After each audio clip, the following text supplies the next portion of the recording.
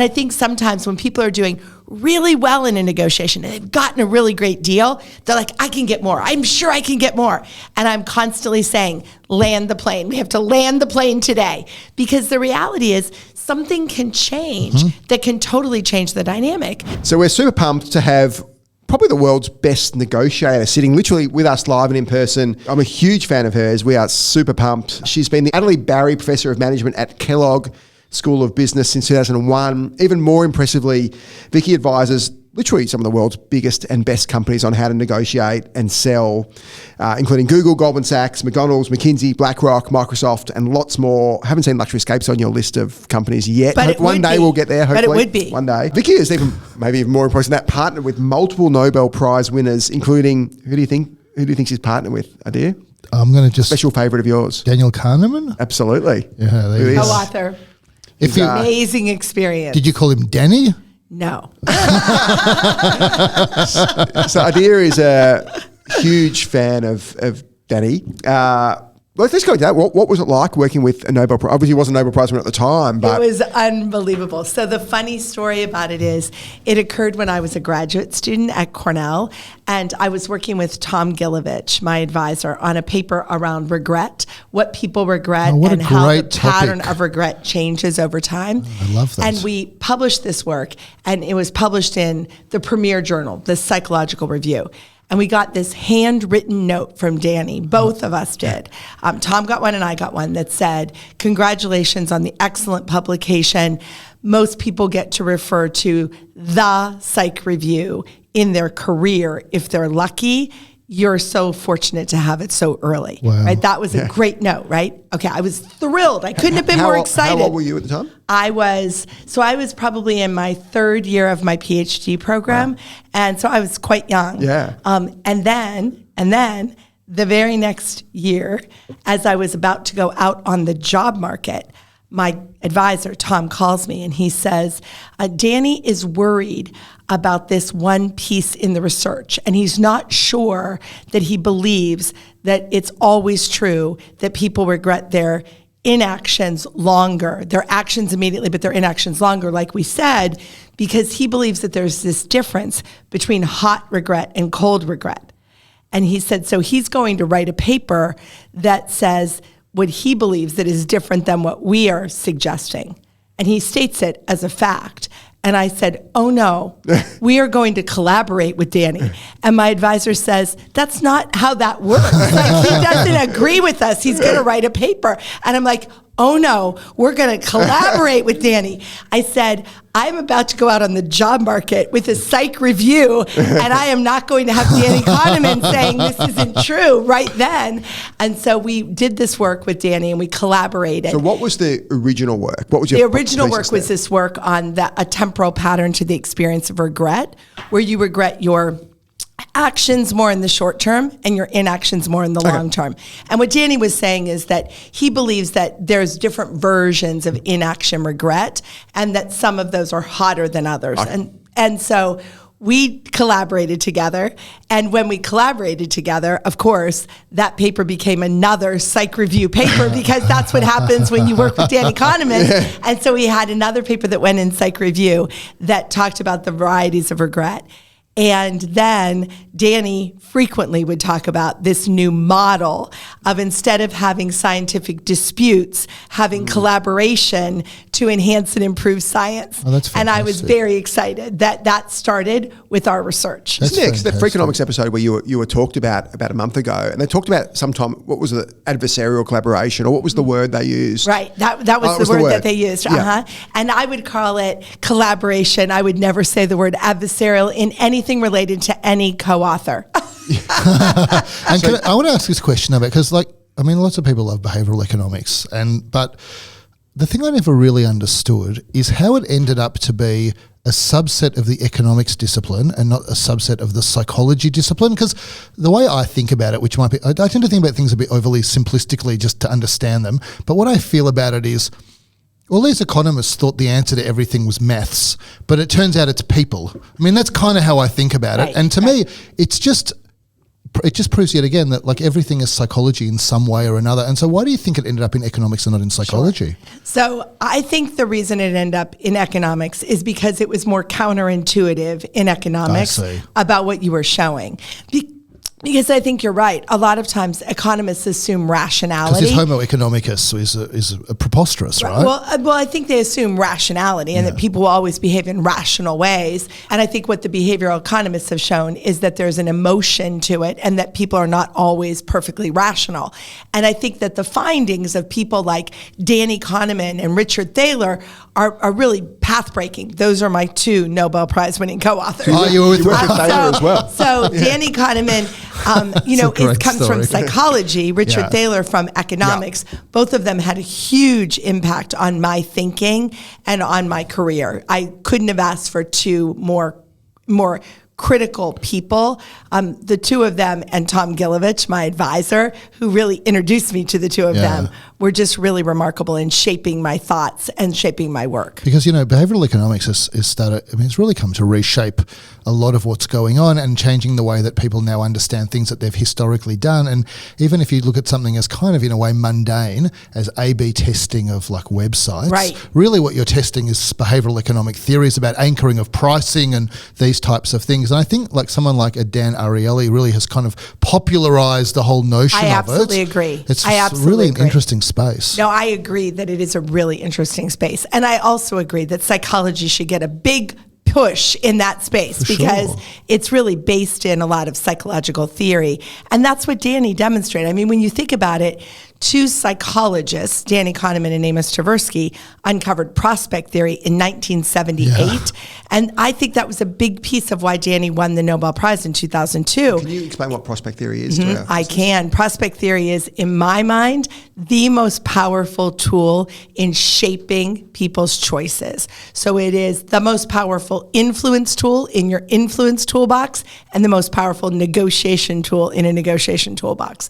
What it says is the people are risk averse in the domain of gains and risk seeking in the domain of losses. So what's that mean? Well, I like gains. I like to hold on to my gains. I like the certainty of my gains. In the domain of gains, I'm risk averse. I'll take a certain win over the chance of a bigger win all the time. In the domain of losses, I feel really different. I don't like losses. I don't want to have a loss. In the domain of losses, I'm risk seeking. I would choose to take a risk of losing more rather than having a certain loss. I'm sure the two of you have been watching the Olympics and have seen a soccer match there. I was watching the Euros a few weeks ago, and there was a team that was down by 1 with 1 minute left on the clock. And of course, the coach pulled the goalie, right? That's what they do. And that's a hugely risky move. It's exactly what people do because they're risk seeking in losses, and they are willing to take that risk of a bigger loss over a certain loss. But in that situation, can I ask you this? In that situation, there's an interesting dynamic, which is if you lose by a goal or you lose by 10 goals, the loss is equivalent in that situation. And so the incentive is to risk losing by much more for the slim chance of not losing at all. Absolutely. And so that makes sense to me. But what would make less sense to me is if losing by 3 goals disadvantaged you 3 times as badly down the track as losing it. And so how would you think about that in the sense of prospect theory? And I think that would not be as clear cut because the loss is a little bit different there. But what I think is interesting is if you think about this, not just in the world of sport, which I know you think a lot about the world of sport, but I think it's really interesting to consider that if I go from the soccer pitch to the negotiation table, that if I want to get you to do something you're currently not doing, if I want you to move off the status quo and do something new or do something different, what I'm asking you to do is take a risk, right? Doing what we're already doing is risk aversion, risk-free. Doing something new is risky. So if I want to get you to do something, I have to highlight loss, not gain. And I think that's the very counterintuitive idea that comes out of it, which is you highlight gain to maintain the status quo. You highlight loss to move off, gain to maintain, loss to move off. And so I think that is pervasive across all situations, but I can't tell you what would happen if they changed the rules in soccer. Interesting. Can you tell me, so you're working with the most elite economists in the world, Nobel Prize winners, in Thaler and Kahneman. Kahneman is a psychologist, though. Yeah. Who worked on behavioural economics, so you can. How did you go or economic psychology? It could have just as easily been called, right? How did you morph from this glittering young academic career to becoming? You've now got your own thriving business, which is one of the most sort of high-end negotiation executive advisory businesses in the world. How did you make this transition personally, and what did you take from behavioural economics into the realm of negotiation? Sure. So when I was studying at Cornell as a graduate student with Tom Gilovich, I studied a lot about decision making. As you could tell, that first paper was a regret paper.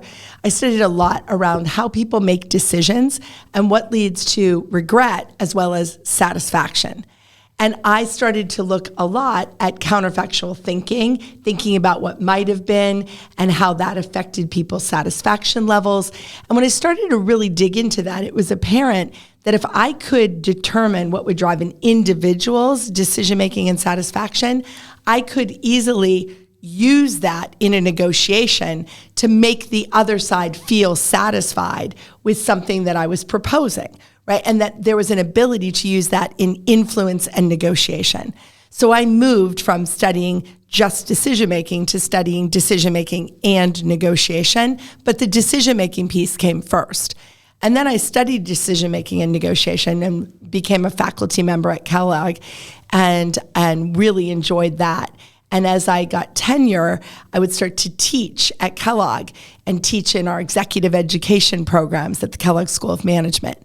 And companies would come in and they would have a class, and then when they would say, could you come and help us on this deal? Could you come and work with us on this deal? And that's how that emerged and started and really moved from just teaching to teaching and advising and working on deals.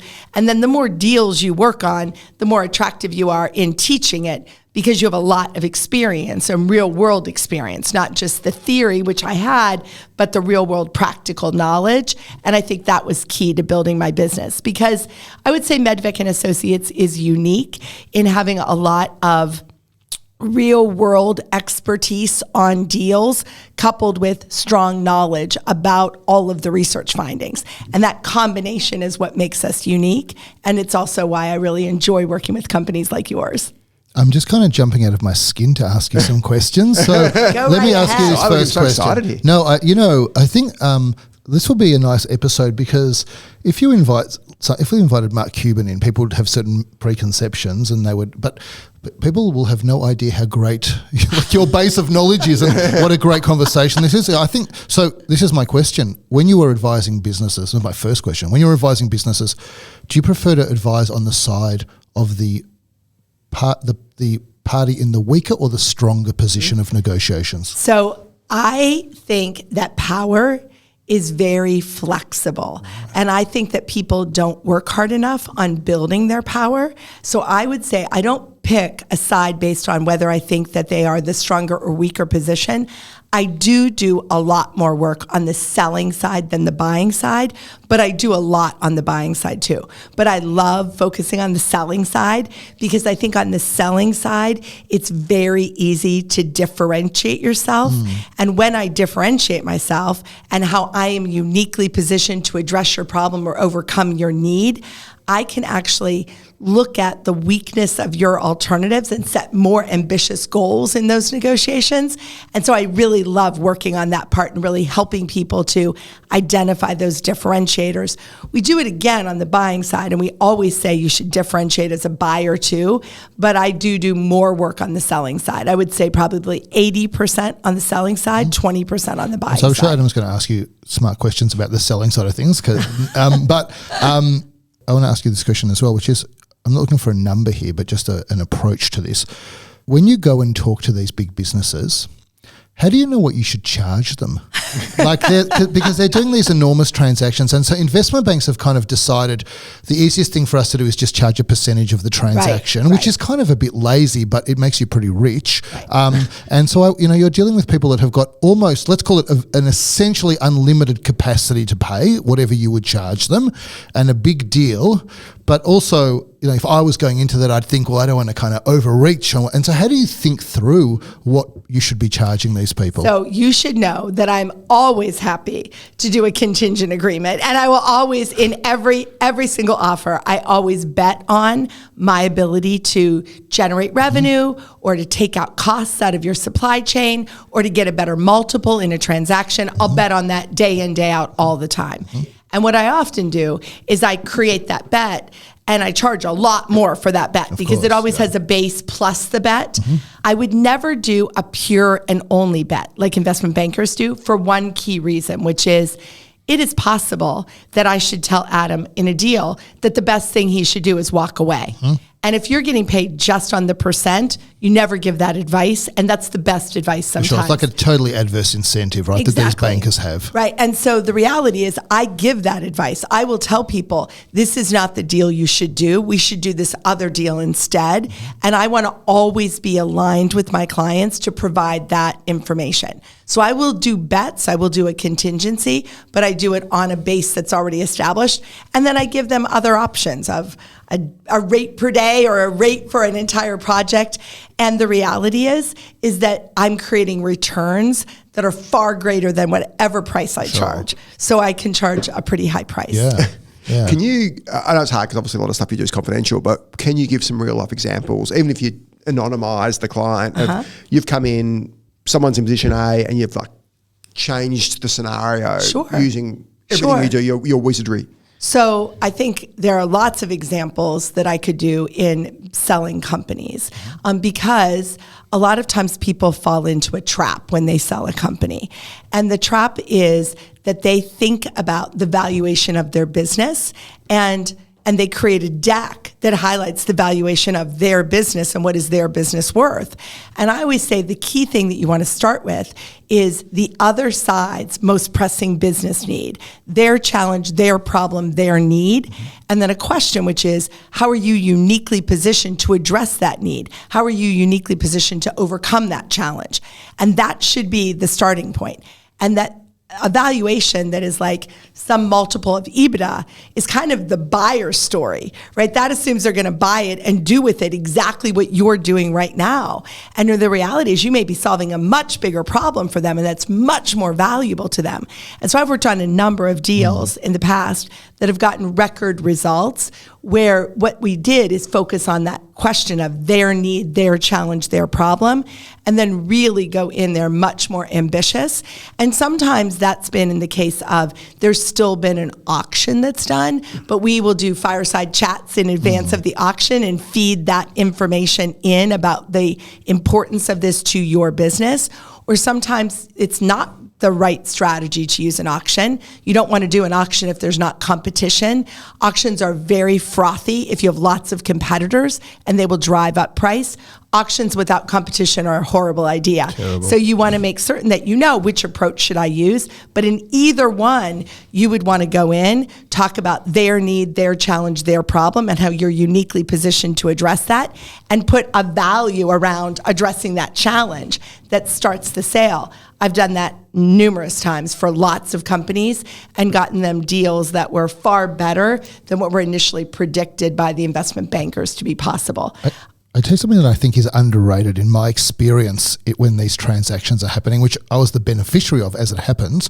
So companies are often thinking about, or mostly thinking about, what's a particular acquisition opportunity worth to us if we acquire that business? Right. And they very rarely think about the risk side of it, which is how much will this potentially erode our value if a particular one of our competitors gets their hands on this particular thing. And I had a situation at one point where we bought a business and we paid a particular price for it, and a competitor came to us, a competitor to that business, and said, it was 6 months later, we really want to buy this business off you that you just bought. It was, what do we need to do in order to buy that business? And my somewhat facetious and possibly you'd say a bit arrogant answer was, I said, there are two options. One option is that you can pay me 10 times the price that I just paid 6 months ago. I'd be happy to sell. And the other option is that you can either invent or get your hands on a time machine and go back to a moment before I did the transaction.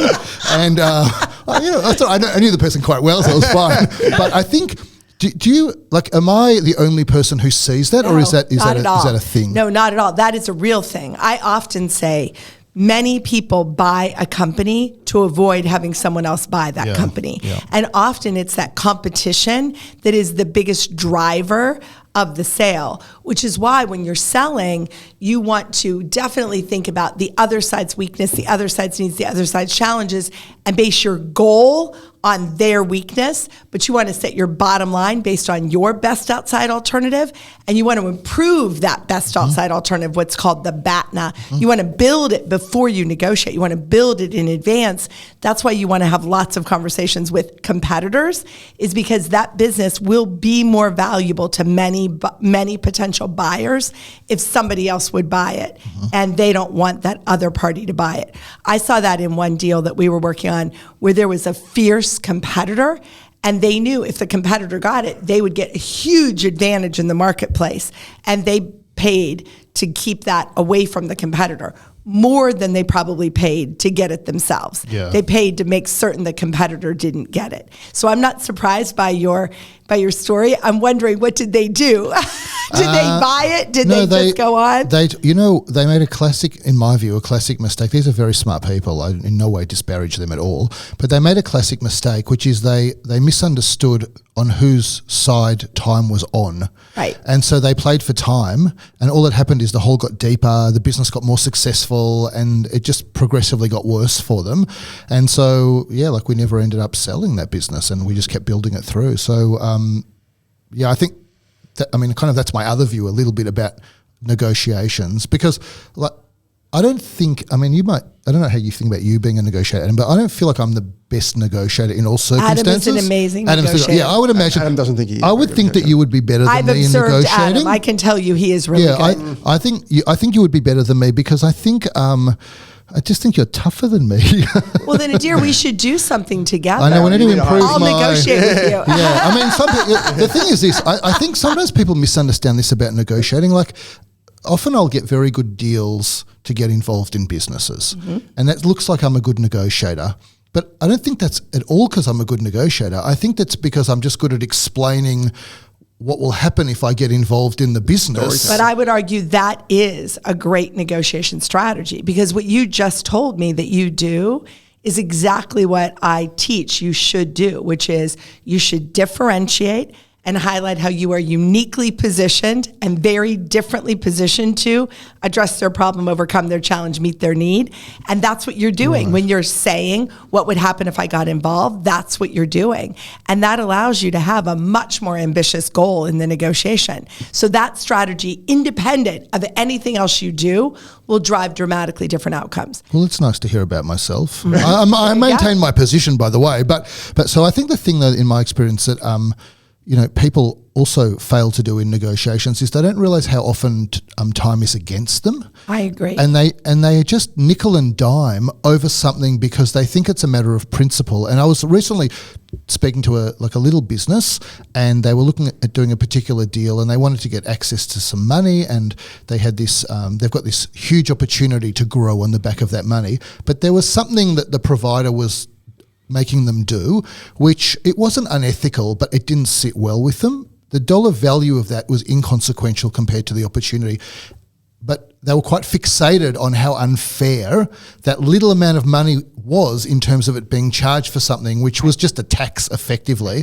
And my personal view on that is every day that the clock ticks, you can work out how much money you're missing out on. So while you're negotiating this part of the deal, it's totally irrelevant. Time is not on your side. Just find a way through and wear a bit of pain at the moment. And so tell me about that. So I think in that example, there are so many key points. So first of all, I would say I totally agree with you that time is a source of power, and that you have to understand how time will change each side's alternatives and the power in that position. So that is a critical thing to understand. I wish I could say things like that. I mean, what a great way to say it. Yeah, so I think that's a key thing that you're picking up on. The second thing I would say is I do think that a lot of times people become fixated, in your words, on a single issue, and they lose sight of the whole package of the issue. And Adam will tell you that one of my favorite strategies parties is to come back with multiple options rather than a single offer, so that we focus on different solutions rather than this one issue alone.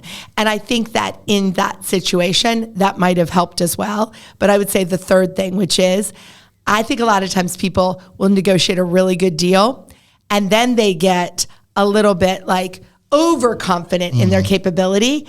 And so I have a line I use all the time with my clients, which is, we've got to put the landing gear down and land this plane, right? There's a time when you land the plane. You can't circle around with the landing gear down for a long time, or you're going to crash. Or you're going to run out of gas, you're going to crash. You can't do that.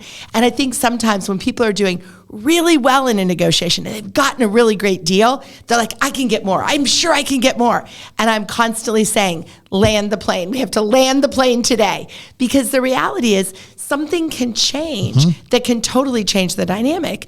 I mean, there could be a regulatory change that happens. A competitor could make a move that you didn't expect. So I do think that there is a need to be super ambitious with where I start, really, really good at optimizing throughout the negotiation, but also knowing when it's time to close and land the plane, and do it in a way that optimizes, but that doesn't extend. Because I think the extension can be very painful and costly. I tell you something novel, just I'll let you speak, Adam, but I'll tell you something novel that I heard on a podcast. I was on an episode of Invest with the Best, which is the only episode I've ever listened to. If you know that podcast, so Justin Lieberman recommended me. He's a great investor, right? Yeah. And so it was a story about a deal that the party was trying to do, and it was for many tens of millions of dollars, and the seller just really loved cars and was really excited to buy a Ferrari, but for whatever reason, his wife or himself, or they just were not going to be able to buy the Ferrari emotionally. And so the way he ended up winning the deal is he just said, this is our offer, and it includes this like very expensive Ferrari as part of the deal, and we're not separating it from the offer. So you can just take it or leave it. It's up to you, and got the deal done. So that is a great example of a closing strategy. So when I think about closing, I actually think this is a huge topic, which is a lot of people lose a lot of value in the close. They might optimize at the beginning. They're really good at identifying trade-offs and doing great things in the middle. But in the close, they just strip value out of the deal. And so I always say you need to be prepared for the close, that you actually want to have a plan. And it involves a concession plan, because the most likely way that you're going to get it over the line is to make a concession. And I talk all the time about holding bucket issues on the side. These are things that are super important to the other side, easy for you to offer up, and you keep them in a bucket. And you're going to use them for three things. Number one, you use them if the other side puts themselves in the corner and says, take it or leave it, or that's my final offer. You got to throw something in to help them out of that corner and let them save face. The second thing you use them for is sometimes negotiation gets tense and it gets heated, and you bring down the temperature, reduce the friction by throwing something in. But the third thing is what you just said, which is there's always a moment where I want to get it finished. I want to take it over the line. I want to get it done. I'm going to throw in a bucket issue, and it's generally a bucket issue that matters a lot to the other side, that you've sort of protected and held in the bucket. You throw it in at the end and use it to finish it. That's what the Lamborghini was, right? Or the Ferrari. Was it a Ferrari? The Ferrari, yeah. Ferrari. It would have been a Lamborghini in my mind. Okay. So that's what the Ferrari was, right? It was the finishing issue, and it took it over the line. And that is a brilliant approach from the party who put that into the deal, because that cost is small relative to the deal size, I'm certain, but it gave them a way to finish it and really make a concession right at the end that they were probably planning for a long time, but they used it to finish the deal. And I think that that is a really key strategy that we always need to consider, what's in our bucket. And you never want to have an empty bucket, right? You want to be thinking through and finding issues and filling up that bucket. And it always needs to be filled with things that are important to the other side and easy for me to offer, what I call storytelling issues. I don't want to be filling the bucket with issues that are important to you and important to me that are very contentious. Yeah. I want to fill it with those storytelling issues. And that's what the car is. I feel like that was the mistake. I'm going back a bit, but when there were the Oslo Accords trying to originally solve the Israeli-Palestinian issue, and they said, let's leave the status of Jerusalem till the end. That was the plan, which is a highly contentious issue to both sides. I always felt like that was the wrong issue to leave to the end, because all of the confidence building that would have happened in the years leading up to it, I just think it all would have just ended in recriminations when they were discussing that last issue. So I would argue that any issue that is contentious should be a part of a full package, and you should have multiple options that are dealing with that, but you don't want to hold a contentious issue until the end. A lot of deals blow up because of a contentious issue at the very end. Because people make assumptions on the way through the deal about how that contentious issue is going to be settled. Absolutely. And like unraveling decisions that people have made in their own minds about how things are likely to play out, it's an absolute nightmare. Exactly. And some people actually would say that they have formed expectations Exactly. about That's a how better that will word. get That's settled right. based on watching the other side, and then you're violating those expectations, and that really is a disappointment. So I first came across Vicki probably about 5 years ago. There was a YPO event that you spoke at, which I think was still my favourite ever YPO event. You did it. I love that, Adam. And you've actually been doing this in the last week to Sydney and Adelaide. We're lucky enough to have you in the Luxury Escapes team just for ourselves. But the thing that I think I took so much out of that, the point was it turns out I was a terrible negotiator, or a very average negotiator before this, and maybe I'm less average now. But I think that the thing that was the most obvious that I wasn't doing, I'm not sure how common this is your point on anchoring. Like, can you explain what anchoring is and why it's so important in negotiation? Sure. So anchoring is a psychological bias. People get anchored on numbers and they insufficiently adjust off of those estimates. And so, anchoring happens every day.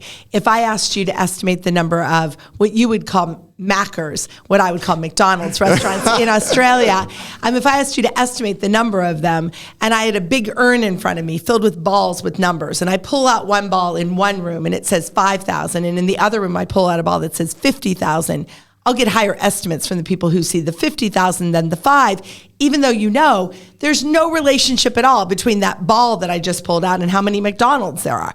But the reality is that works in any estimating situation. So in a negotiation, if I make that first offer and I anchor it, I'm going to get a huge starting point advantage, because I'm not just throwing out a ball. I'm giving you an offer with a rationale and a whole story. I'm going to get a huge anchoring effect. And what is true is, it's not that people are just blindly attached to that initial point. They adjust. It's that they insufficiently adjust off of the initial starting point. And that's why you should always lead in a negotiation. Remember that, Adam. Make the first offer. When you make the first offer, you get the anchoring advantage. When you make the first offer, you get to set the table with the right issues. When you make the first offer, you get to frame the conversation, and you grab the relationship enhancing position. So there's a lot of advantages to leading, and anchoring is one of them. And that goes hand in hand with ambitious goals, right? Yes. So you set the right ambitious goal, and you anchor that ambition. I think probably 6 months after I was at this YPO thing, I was buying my first house, because house pricing was terrible, so expensive. Anyway, long story. Anyway, so I was buying my first house and went to auction, and it's in a very nice street, but it was an unusual house in the street, and they had very few people who would want to buy this house because it needs a lot of work. So classic worst house, best street. And they went to auction, and I wasn't even in the state. So I went, and I thought it was going to go for too much. Anyway, went to auction, no one buys it. And so trying to sell it privately. So they were asking X million, whatever it was. And I said, oh, Vicki just said make an ambitious offer and anchor it. So I would have made an offer of, let's call it 2 million. I'm making up numbers here. That's not what it was. They wanted 3. I would have offered 2. Instead, I came and offered 1. Like a ridiculous offer. And it turned out I paid $500,000 less than I would have, but for your specific advice, make an ambitious offer and anchor it. That's why she can charge any price she wants to charge. That's why I should have more contingent agreements. Right there. That's right. That's what that just proved. But can I ask a question about anchoring on that? Firstly, I love that story about the balls, because I think the original research on that, I say this just as a nerd out to say it more than, but there was my recollection of reading about that was they asked people how many countries are in the UN, and they spun a wheel, and whatever the wheel landed on, people guessed the number of countries too correlated to the wheel, right? No, there are so many ways to prove it. You can prove anchoring. It's a cocktail party game, right? Yeah, you can prove it in any situation. But with anchoring, let's say, I owe Adam a lunch, which has, I think, been on the card since about episode 4 or something, and he won't claim it because he just wants to hold it over me. But at some point, we're going to have to negotiate the cost that I'm prepared to pay for that lunch. And so, I thought you were going to lunch at Gimlet. Well, is that? Oh, yeah. Gimlet's in the ballpark. Oh, God. I'm a no percent foodie, and so the thing with Adam that we know now is the case is that he virtually eats nothing, so it shouldn't be too expensive. But let's say I'm going to negotiate with him on the maximum cost, and so I'm going to use anchoring. But if the typical cost that one would expect, let's say, is, I don't know, $200 a head. If I go in ambitiously and I say, I'm prepared to start at $20 a head, is that not too low of an anchor? Is that not counterproductive to provide too low of an anchor like that? So there's a couple of things in that question. The first thing is, would the pure anchor of 20 have an effect? It would. And you would absolutely adjust his view down, which is he might have been thinking 200, 200, 200, but when he hears 20, he's not going to want to say 200. So he's much more likely to say 100, right? So that will affect him. The second thing is, though, that when I'm making an offer in a negotiation, I always worry, will I look ridiculous? So I like to distinguish between my goal in the negotiation, which, as Adam said, I love really super ambitious goals, and my first offer. I like to distinguish them. My goal is in my own head. It's in the inches between my ears. That's where my goal lives. My offer comes out of my mouth. So I would never offend you with my goal, but I could offend you with my first offer. So I have to be really careful to make certain that I'm communicating that offer in a way that focuses on you, your need, your challenge, that I'm in a face-to-face setting when I do it, like across the table like this, or on a video screen with both our videos on. And I want to make certain that I tell the right story, which is all about how I'm addressing your pressing need. And then I would want to back that offer up with 3 options. I wouldn't make one offer, I would make 3, and then I look flexible and I look cooperative. And so if I were you, I would go in and talk about how what you really were talking about was a lunch snack, and that it really was something really quick, but that you could let him bring another colleague along and you could grab coffee and a snack, and that would be, $20 or $25, or maybe 15, and you would give them the 10 back for the coffee on the way back. The irony of that whole situation is somebody actually messaged the week after that episode and offered to pay for the whole lunch if they could come to the lunch as well. I am not surprised. I've listened to the Contrarians, and I would do that deal. I would pay for that lunch. But I want just to continue on that question with Adam, though. So in that case, I'm almost a price taker a bit, because I can't get out of that lunch, and so now I'm just negotiating. I don't think you're a price taker. You don't think I'm a price taker? No, I don't think you're a price taker. What about if so I'll accept that, but what about if I flipped it slightly and I said, Adam decides he wants to earn some extra income and sell a lunch with him to someone, and people will pay a lot of money for it, and I want to be the one to succeed, and then I go and offer this $20, is that, and he thinks he's going to get $10,000 for that lunch, and is that not seen as either so far from his ambition, or such a bad faith offer that he's going to walk away from the whole conversation altogether? Ambitious an offer. Yeah, you should just ask the questions, because mine go forever, and that was exactly exactly. You could make an outrageous offer. There's no such thing as an outrageous goal, because it lives in the inches between my ears. But there is something as an outrageous offer, which is an offer that I can't build a rationale around. What I work with my clients on, well, that's a great way to describe it. Is you've got to work to help them to find the right rationale. And so that's why I always say, before you change the offer, look for the rationale. And what you're looking for is their weakness, their challenge, their need, how you're differentiated to address that. If you can come up with that, it's not outrageous. If there's no rationale, it's outrageous, and you should modify, because you don't want to be outrageous. You don't want to lose credibility. You want to maintain credibility. The thing I love about one of the many things I love about you, Vicki, is you're so practical in your advice, and you give such incredible examples when you give your presentation. Obviously, you do daily ones, and you do obviously much longer term stuff like you do with Luxury Escapes and other businesses here. You did it so great, and Vicki's almost like a comedian. There's people like rolling around with laughter, and she hasn't shown her full comic repertoire in this studio to ask her serious questions. But tell me the story about when you bought your last car. So we bought my midlife crisis car. You don't have a midlife crisis car, do you? You're too young. Adam's too young. I'm the only one in the room who has a midlife crisis car. I can tell that. So I'm a midlife crisis car. And my midlife crisis car is incredibly practical. It has 2 seats. I have 4 people in my family. It's a convertible, and I live in Chicago, Illinois, and Jackson Hole, Wyoming. I can never drive it in any weather. No weather at all. Nothing. Like there can be nothing on the road. It's not like bad snow. Like if there's wetness or the anticipation of wetness, can't drive the car. It's really practical, but I really liked it. And so I went in when I was buying it, and I used a lot of strategy. I mean, one of the strategies I think that Adam really likes is, I always say, if you're going to go in to buy a car, you should always first go to a competitor's showroom, get a different car, and do a test drive of their car to the car lot to look at the other car. That was your advice? So that's my advice. Oh, that's great advice. Yeah. You know, like, so you could take the Porsche onto the Mercedes lot, right? I think it's a practical thing to do. You did that. I did do that. I did do great. that. I did drive a different car onto the lot. Yes.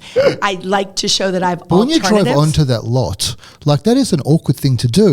Not necessarily. Not if you have a very strong ego like I do. Very strong ego. I just thought I told them that I wanted to compare them, that I wanted to see, like, which one did I really think was the right size? How did they compare? I wanted to do a head-to-head comparison. I needed to have them side by side, so I brought it along. So I brought the car, and I also believe that when you're buying a car, you should start at a super ambitious point, because I would view car buying as a one-shot deal. The two of you might not view car buying in exactly the same way, because you have big reputations in a town like Melbourne, and you might not want to offend anyone. I am not well known. I could have a much different view on car buying. It's a one-shot deal to me. And so I view it as a one-shot deal, so I'm never worried it's an outrageous offer. And I always start at invoice minus holdback, minus special incentives, minus any advertising fees, minus a big chunk of money. And in this particular case, I started it at minus another 16,000 below that, right? So we were like way below invoice. And I negotiated that car. I used a lot of strategy to do that. And in the end, the thing that Adam likes is my husband refused to come with me to pick up the car. He was so mortified by my behavior that he didn't want to be seen in front of the car dealer. Well, that is a question I wanted to ask you, because, you know, very recently, well, I also want to say this about driving the Porsche onto the lot. You know, who's the guy that wrote It wasn't really a Porsche, because I actually tried to drive the Porsche and I couldn't get it out of the lot because it was so powerful. Right. I wasn't a capable driver of such a powerful car.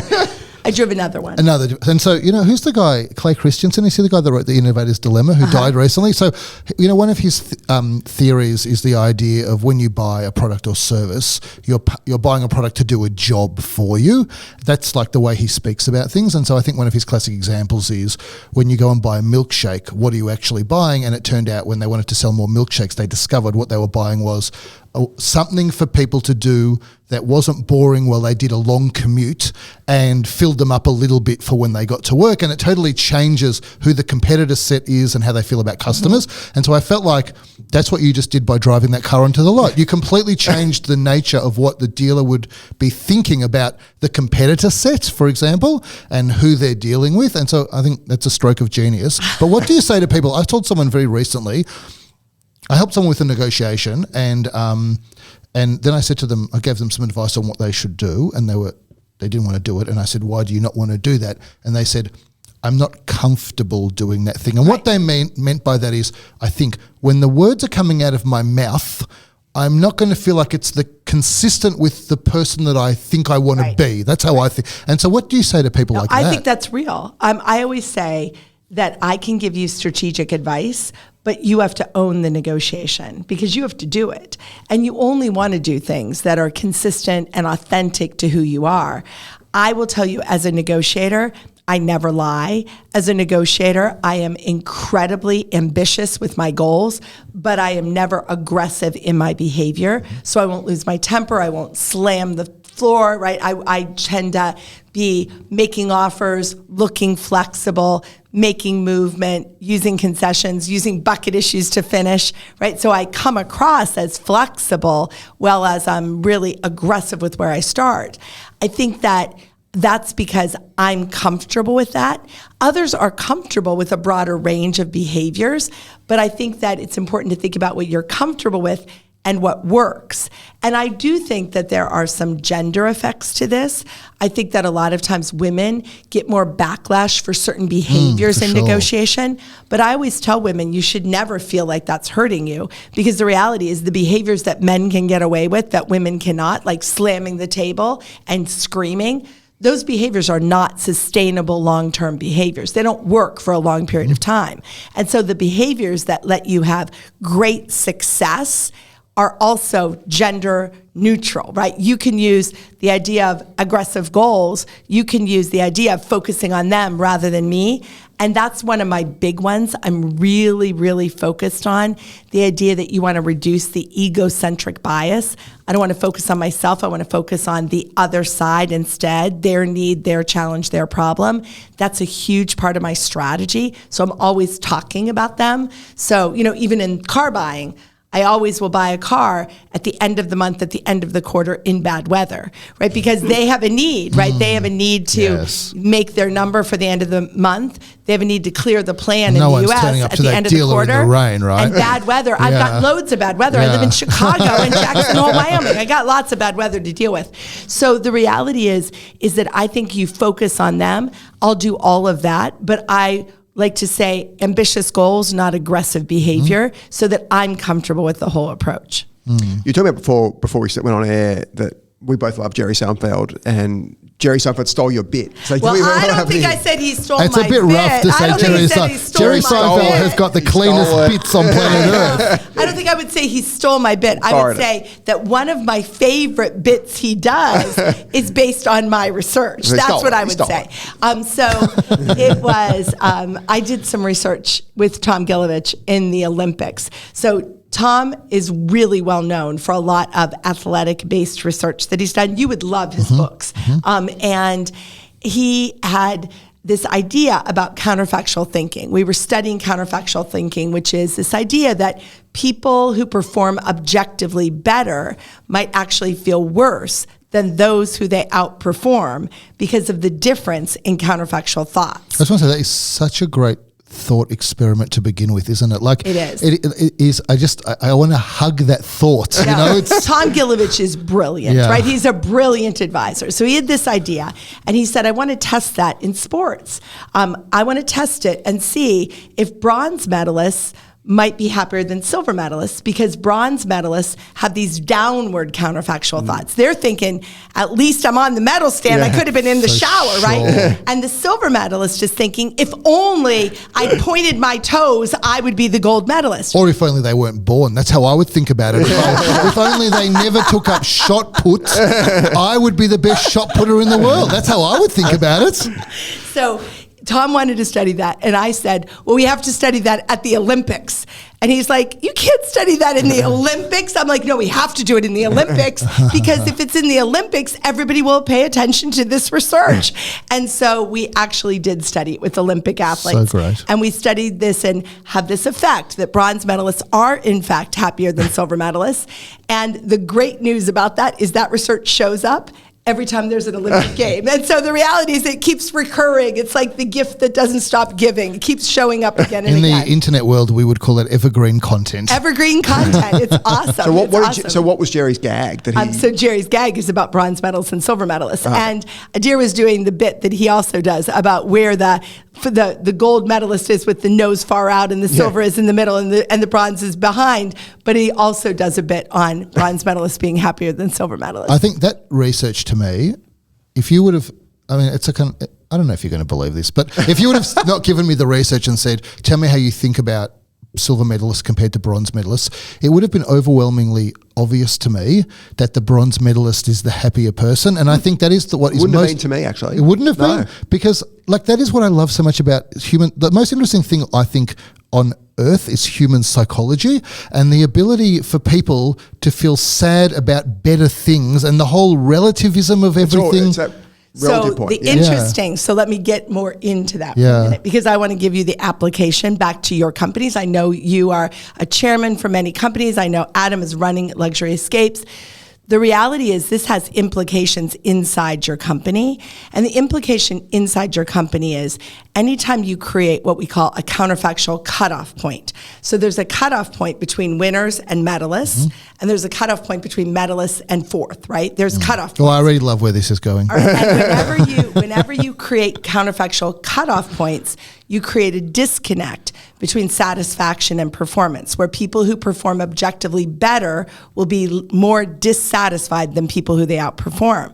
And that affects you when you're doing bonuses, for example. So if you create a system where you categorize people, like these are stellar and these are excellent and these are average, you will create counterfactual cutoff points where the people that are in the stellar group who are just short of the next category will be far, far more disappointed and more likely to depart than people who they outperformed who just made it into that category over average. The same is true with grades, right? Whenever students are complaining about their grades to me, I always make certain to highlight that there were a lot of people between them and the next grade, right? I never want to say like you just missed it because that makes them very dissatisfied. So you want to think about like all the times in life where we create cutoffs.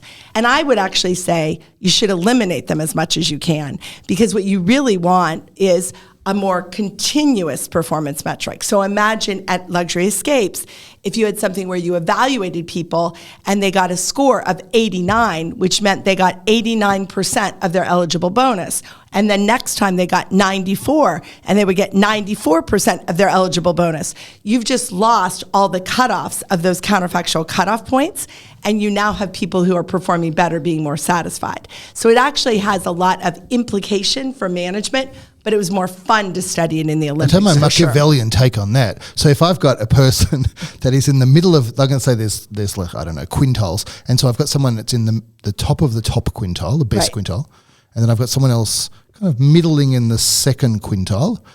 And I want to keep the first person, but I want to exit the second person. So what I'm doing is now dropping the first person from the top of the top quintile to just above the line. So they think, thank God I just made it across the line. I can't go anywhere. I'm going to stick around here. And the person that I thought was kind of in the middle to the bottom of the second quintile, maybe I pushed them up to the very top of that quintile. Just missing and it. And they can't just missing it. Just Damn this boss, I'm out of here. There you go. That's what I Machiavellian take out of that particular conversation. This has been amazing, Vicki. We could speak all day. You've obviously got our next session to get to. And Vicki's literally doing 4 sessions a day without multiple fantastic, teams. fantastic. She's unbelievable. The amount of impact she has on our team. She talks to our inbound team, our PCM team, our partnership team. It's been transformational to our business. So we are incredibly grateful for your presence here. Thanks for coming on the pod. It's next level. I've absolutely loved it. Sit down with the two of you. I love this podcast. I've listened to many versions of it, and I think the two of you are always entertaining, and I really appreciate it. But what I find is not only are you entertaining, you're thought-provoking, and you really cause people to think harder. So thank you for inviting me to be one of your guests. This is the last podcast of this I'm ever doing. I'm going out on top after that. So we wrap up the Contrarians with Adam and Adir.